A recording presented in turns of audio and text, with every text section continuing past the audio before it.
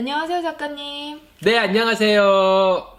다이어트를 해야 하는데 어떻게 하면 살을 효과적으로 뺄 수 있을까요? 다이어트에는 여러 가지 방법이 있습니다. 하지만 다이어트 방법보다 더 중요한 것이 있죠. 바로 살이 빠지는 원리를 이해하는 것입니다. 이걸 모르고 다이어트를 하면 빠지라는 살은 안 빠지고 수분과 근육이 빠지죠. 물론 체중이 감소하기도 하지만 자세히 보면 노화와 기력 저하만 나타납니다. 그리고 요요 현상은 덤으로 나타나죠. 오늘은 이런 잘못된 다이어트를 예방하기 위해서 건강한 다이어트의 시작인 살이 빠지는 원리에 대해서 함께 알아보겠습니다. 구독, 좋아요, 쿡쿡, 꾹꾹. 우리는 다이어트를 통해서 살을 빼고자 합니다. 그런데 살은 안 빠지고 정작 수분과 근육만 빼서 체중을 감량하는 경우가 많습니다. 우리 몸의 70%가 수분이다 보니 수분을 줄이면 쉽게 체중을 줄일 수 있죠. 단 수분이 줄어들 만큼 혈액의 질과 순환에 제한을 받게 됩니다. 이렇게 수분이 부족해지면 체내 수분과 근육 속에 저장하고 있던 수분이 이동하기 시작하죠. 그러면 근육이 줄어들고 세포의 기능이 떨어지게 됩니다. 세포의 기능 저하는 바로 에너지 대사와 면역력 저하로 이어집니다. 또한 근육의 감소로 피부 노화와 더불어 기력이 급격하게 떨어지죠.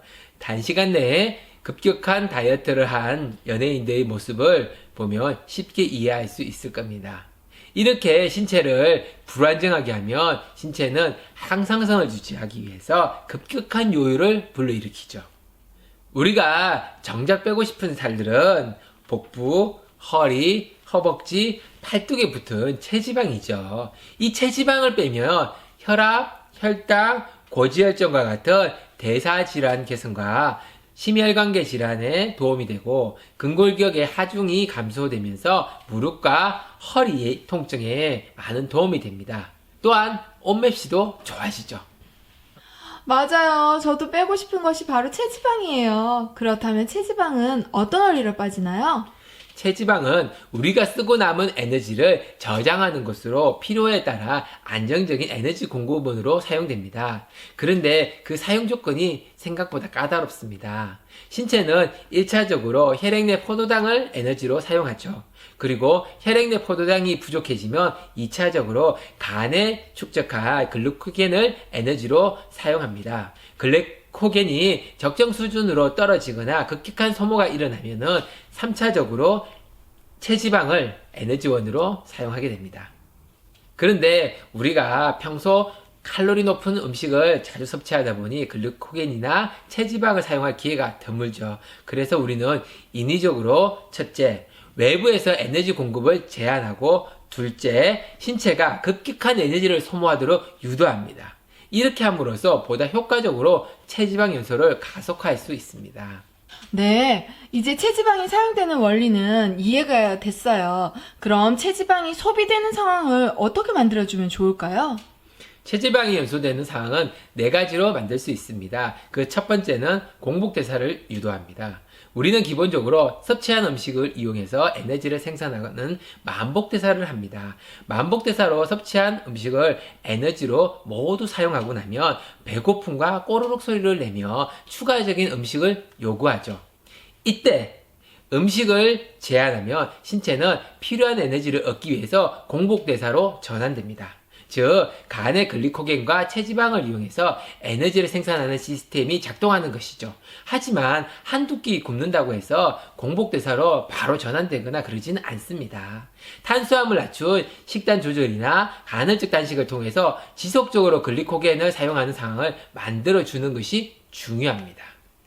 둘째, 강도 있는 운동을 합니다. 강도가 약한 운동은 간에 있는 글리코겐만을 소비합니다. 반면에 강도 있는 운동으로 급격하게 글리코겐을 소모하면 신체는 적정 수준의 글리코겐을 유지하기 위해서 글리코겐의 사용을 줄이고 체지방을 가져다 쓰기 시작하죠. 여기서 강도 있는 운동이라면 운동을 열심히 해서 입에서 단내가 나고 물조차 먹기가 부담스러울 정도의 상태, 그리고 체내 에너지를 급격하게 사용함으로써 움직일 힘조차 없을 정도의 운동을 했을 때 사실은 체지방이 왕성하게 소모됩니다. 하지만 모든 사람들이 이런 강도로 운동을 하기는 쉽지 않습니다. 특히 지속성을 유지하기가 어렵죠. 그래서 저는 가늘고 길게 할 수 있는 전략을 추천합니다. 바로 간헐적 운동이죠.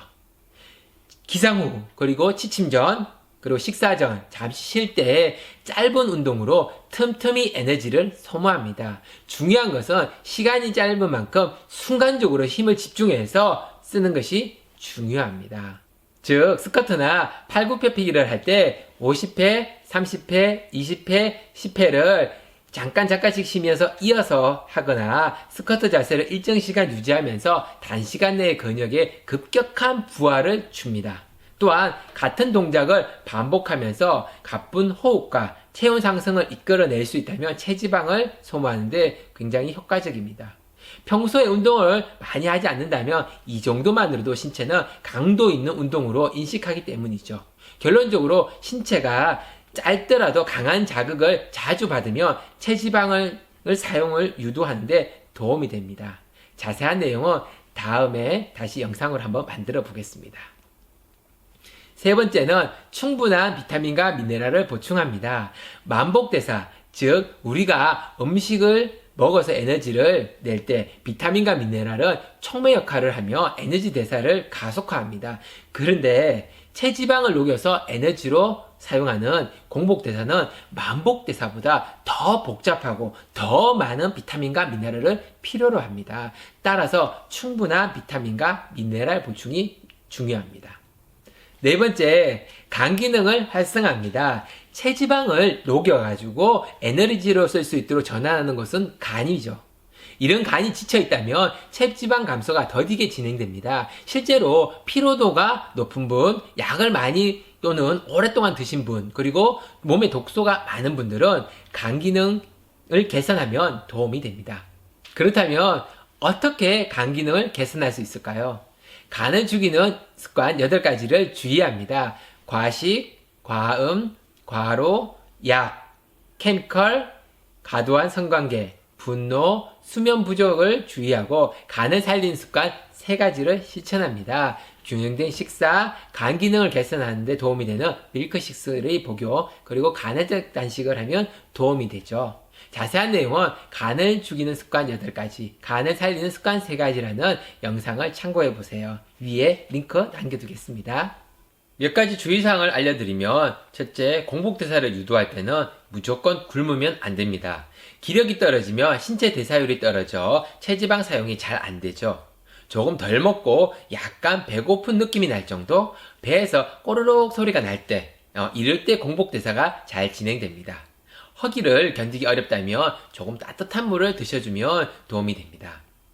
잠깐의 허기를 참으면 공복대사로 에너지가 보충되면서 허기를 덜 느끼게 되죠. 물론 평소 탄수화물을 많이 섭취했거나 고열량의 음료나 과자를 즐기고 간식을 자주 섭취한 분들은 공복대사의 전환이 늦어져 힘들 수 있습니다. 몸이 탄수화물이 들어올 거야, 조금만 참고 기다리자 라며 버티는 거죠. 일부에서는 배고프지 않는 다이어트를 강조합니다.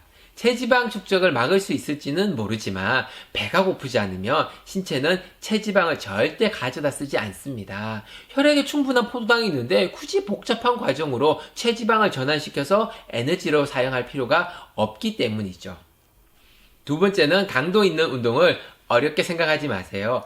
공복대사만 유도해도 체지방은 감소합니다. 여기에 가벼운 운동만 해도 효과적이죠. 즉 우리가 아는 공복운동입니다. 대표적으로 공복걷기, 공복수영, 공복등산이 있겠죠. 하지만 필요에 따라 운동 강도를 높여주면은 세포의 높은 활동성에 필요한 에너지를 체지방에서 더 많이 가져다 쓰겠죠. 개인의 상황과 목적에 따라서 이런 운동의 강도를 적절하게 적용하시면 되겠습니다. 오늘의 세 줄 요약입니다. 첫째, 나쁜 다이어트는 수분과 근육을 뺍니다. 결과적으로 노화와 기력 저하, 면역력 저하로 이어질 뿐이죠. 둘째, 좋은 다이어트는 체지방을 뺍니다. 건강과 그리고 멋진 몸매를 만들어주죠. 세 번째, 살이 빠지는 원리를 알고 활용하세요. 그래야 노력, 시간, 비용을 줄일 수 있고 최상의 효과를 얻을 수 있습니다. 오늘 내용도 도움이 되셨나요? 늘 여러분들의 건강과 멋진 모습을 응원합니다. 그럼 다음 시간에도 더 유익한 내용으로 찾아뵙겠습니다. 감사합니다.